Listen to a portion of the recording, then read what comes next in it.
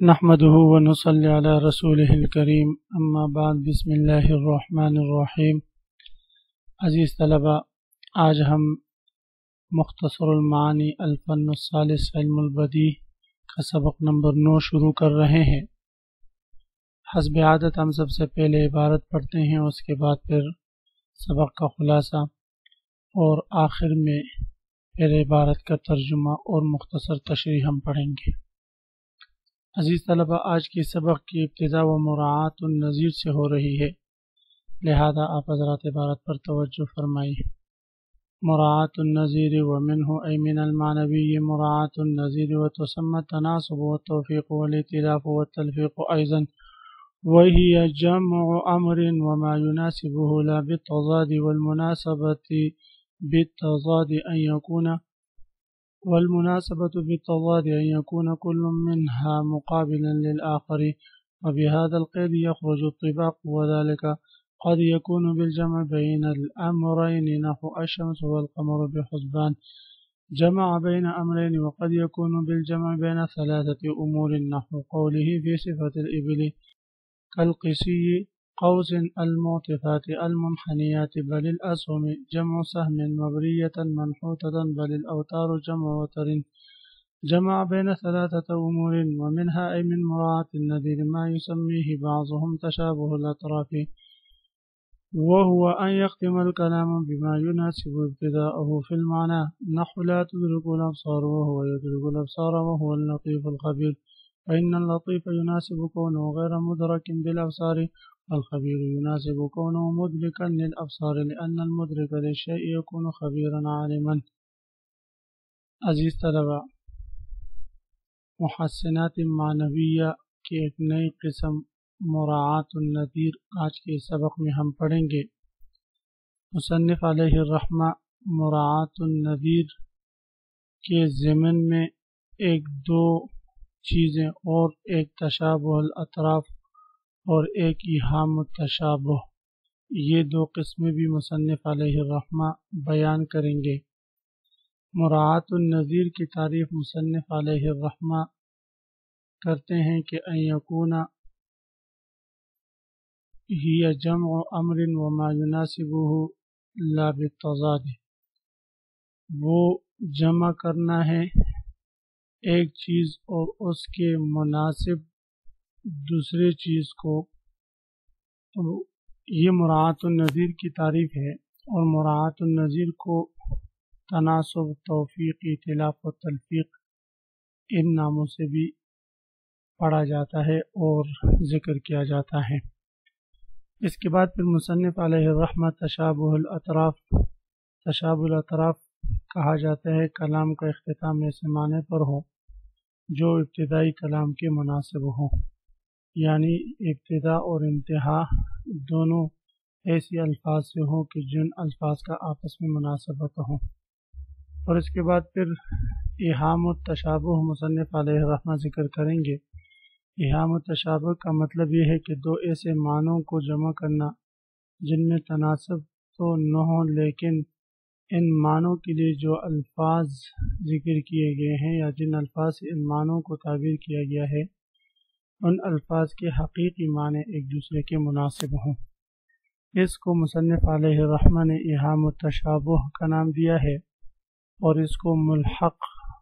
بمراعات النظیر میں شامل کیا ہے، جبکہ تشابہ الاطراف کو مراعات النظیر کی ایک نوع کے طور پر ذکر کیا جاتا ہے۔ آسان ہے، آپ عبارت پر توجہ فرمائیے۔ ومنہ ای من المعنوی مراعات النظیر، اور محسنات معنویہ میں سے ایک قسم مراعات النظیر ہے۔ نظیر یعنی مثل کی رعایت کی گئی ہو، جس میں مثل کی رعایت کی گئی ہو۔ تسمى تناسب، اور اس کا نام تناسب، توفیق، ائتلاف اور تلفیق بھی رکھا گیا ہے۔ وہی جمع امر وما يناسب لا بالتضاد، وہ ایک معنی یا ایک چیز اور اس کے مناسب دوسری چیز کو جمع کرنا ہے، لا بالتنازع، یہ مناسبت تضاد کی نہ ہو، کچھ اور ہو۔ والمناسبت بالتضاد، یہ مناسبت کی قسم کی ہوتی ہے، یا تو مناسبت تضاد کی ہوتی ہے یا مناسبت توافق کی ہوتی ہے۔ یہاں پر مناسبت تضاد مرادی مناسبت توافق مراد ہے، اسی وجہ سے اس کا نام توفیق بھی رکھا جاتا ہے۔ مناسبت تضاد کیا ہے کہ ان یکون کل منہا مقابلا للآخر، کہ دو معنیوں میں سے ہر ایک دوسرے کا مقابل ہو، دوسری کی ضد ہو، جس کو طباق سے تعبیر کیا جاتا ہے۔ تو مصنف علیہ الرحمہ فرما رہے ہیں وَبِهَذَا الْقَيْدِ يَخْرُجُ الطِّبَاق، اس لاب تضاد کی قید لگانے سے طباق نکل جاتا ہے۔ طباق جیسے ہم پہلے پڑھ چکے ہیں کہ یہ محسنات معنویہ کی ایک قسم ہے جس میں دو متضاد معنوں کو جمع کیا جاتا ہے۔ تو یہاں پر مراعات النظیر میں دو مناسب اور موافقت رکھنے والے معنوں کو جمع کیا جاتا ہے، تو مناسبت تضاد والی مراد نہیں ہے، مناسبت توافق مراد ہے۔ وذلك قد يكون بالجمع بین الامرین، اور یہ جو چند چیزوں کو جو ہے مناسبت کی بنا پر جمع کیا جاتا ہے، یہ کبھی کبھی ایسا ہوتا ہے کہ دو چیزوں کے آپس میں مناسبت کے طور پر ان کو ایک کلام میں ذکر کیا جاتا ہے، جیسے الشمس والقمر بحسبان، کہ سورج اور چاند دونوں اپنے حساب سے اور اپنے ایک مقررہ طے شدہ جو ہے جگہوں میں گردش کر رہے ہیں۔ تو اب یہاں پر دیکھیں الشمس اور قمر یہ دو چیزیں ہیں اور ان کے آپس میں مناسبت ہے، یعنی مناسبت فی الخیال ہے، جب سورج کا نام لیتے ہیں تو خیال میں قمر بھی آتا ہے، تو یہ مناسبت دو چیزوں ہے اور دو چیزوں کے درمیان پائی جانے والی مناسبت کی یہ مثال بنتی ہے۔ جمع بین امرین، تو مصنف علیہ الرحمہ فرما رہے ہیں کہ اس میں اللہ رب العزت نے دو مناسب چیزوں کو جمع فرمایا ہے۔ وقد یکون بالجمع بین ثلاثۃ امور، کبھی کبھی تین امور کے درمیان پائی جانے والی مناسبت کی وجہ سے ان کو آپس میں جمع کیا جاتا ہے، جیسے علامہ بختری کا یہ قول ہے فی صفت الابل، انہوں نے اون کی تعریف میں اشعار کہے ہیں کالقسی الموقفات بل الاسهم مبریتن مبریتن بل الاوتار یا اوتارا۔ یہ شعر ہے، یہاں پر پہلے ہم شعر کی لغوی اور صرفی تحقیق پر غور کرتے ہیں۔ کالقسی، شاعر کہتا ہے کہ یہ جو اونٹ ہے، یہ اونٹ جسم کے لحاظ سے اور پتلے ہونے کے لحاظ سے کالقسی، قسی یہ قوس کی جمع ہے، کمان کو کہتے ہیں، کمان کے طرح ہے۔ المعطفات، یہ قسی کی صفت ہے، معطفات کا معنی منحیات سے کیا ہے، ینحنی انحنان کا معنی ہے موڑنا،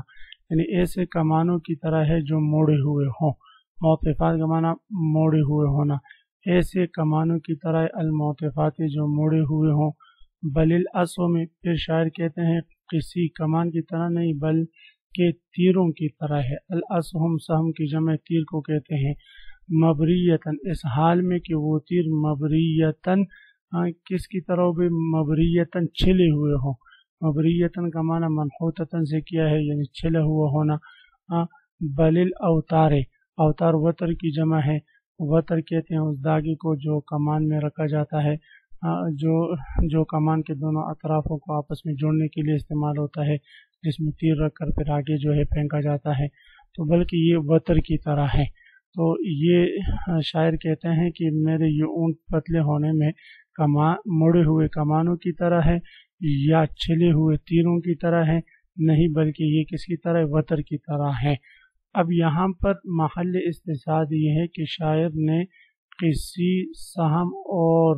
وتر یعنی کمان اور تیر اور وتر ان تین چیزوں کو جمع کیا، ظاہر ہے یہ آپس میں مناسبت رکھتے ہیں، ایک چیز جب بولی جاتی ہے تو دوسری فوراً ذہن میں آتی ہے، تو ان تین چیزوں کو مناسب چیزوں کو ایک جگہ جمع کرنے کی یہ مثال بنتی ہے۔ مصنف علیہ الرحمہ فرما رہے ہیں وقد یکون بالجمع، کبھی کبھی مراعات النظیر جمع کرنے کی صورت میں ہوتا ہے بین ثلاثۃ امور، تین امور کے درمیان، نحو قولی فی صفت الابل،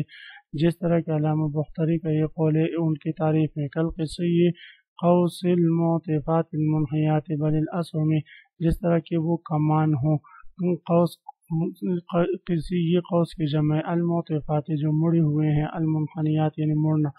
بل الاسم بلکہ وہ تیروں کی طرح ہے، جمع سہم اسم سہم کی جمع مبریتاً اس حال میں کہ وہ تیر جو ہے چھلے ہوئے ہیں، منحوتاً چھلنا، بل الاوتار بلکہ وتر کی طرح ہے، جمع وتر جمع بین ثلاثت امور۔ تو اس شعر میں شاعر نے تین چیزوں کو جمع کیا، قوس، سہم اور وتر کو۔ ومنها أي من مراعاة النذير ما يسميه بعضهم تشابه الأطراف۔ مراعاة النذیر کی قسموں میں سے ایک قسم جو ہے وہ تشابہ الاطراف ہے۔ تشابہ الاطراف، تشابہ باب تفاعل کا مصدر ہے، اطراف طرف کی جمع کنارے کو کہتے ہیں، یعنی دونوں کناروں کا آپس میں مشابہ ہونا۔ وهو أن يختم الكلام بما يناسب ابتداءه في المعنى۔ تشابہ الاطراف کی تعریف فرما رہے وہ یہ ہے کہ متکلم اپنے کلام کا اختتام ایسے جملے یا ایسے لفظ سے کریں، بما يناسب ابتداءه في المعنى، جو جملہ یا جو لفظ معنی کے اعتبار سے ابتدائی کلام کے مناسب ہو، جیسے آیت کریمہ لا تدرک الابصار وهو يدرك الابصار، آنکھیں اسے نہیں پا سکتی، وہ يدرك الابصار، اور وہ آنکھوں کو پا لیتا ہے، وہ لطیف، وہ لطیف ذات ہے، الخبیر، اور خبردار ذات ہے، باخبر ذات ہے، خبر رکھنے والی ذات ہے۔ فإن اللطیفۃ، یہاں پر دیکھیں لا تدرک الابصار، وہ آنکھیں انہیں نہیں پا سکتی، تو نہ پانا یہ ایک ایسی چیز ہو سکتی ہے جو لطیف ہو، بالکل باریک چیز، لطیف جو آنکھوں کو دکھائی نہ دیتے ہیں۔ تو آپ دیکھیں لطیف کا تعلق لا تدرک الابصار سے ہے، اور خبیر جو سب کچھ کا علم رکھتا ہو، وہ یدرک الابصار، وہ آنکھوں کو دیکھ لیتا ہے، تو خبیر کا تعلق یدرک الابصار کلام کے دوسرے جملے سے ہے۔ فإن اللطیف يناسب كونه غیر مدرک بالابصار، بس لفظ لطیف یہ مناسب ہے اس بات کا کہ وہ ذات جو ہے آنکھوں سے اس کا ادراک نہیں کیا جا سکتا، والخبیر يناسب كونه مدرکا للابصار، اور خبیر جو ہے وہ مناسب ہے اس بات کے کہ وہ مدرک للابصار، تمام آنکھوں کا ادراک کرنے والا ہے، لأن المدرک للشیء یکون خبیرا عالما، اس لیے کہ کسی چیز کا ادراک کرنے والا جو ہوگا وہ اس چیز کے بارے میں خبیر ہوگا، عالم ہوگا، سب کچھ سے واقف ہوگا۔ عزیز طلبہ، اسی کے ساتھ آج کے سبق کا اختتام کرتے ہیں۔ آج کے سبق کا خلاصہ یہ ہوا کہ ہم نے محسنات معنویہ میں سے مراعاۃ النظیر سے متعلق پڑھا۔ مراعاۃ النظیر کے بارے میں ہم نے پڑھا کہ دو متناسب امور کو یا دو سے زیادہ متناسب امور کو آپس میں جمع کرنا جن کے درمیان تناسب تضاد والی نہ ہو۔ پھر اس کی ایک اور قسم تشابہ الاطراف سے متعلق ہم نے پڑھا۔ آپ حضرات اس کو خوب غور سے سنیں سمجھیں۔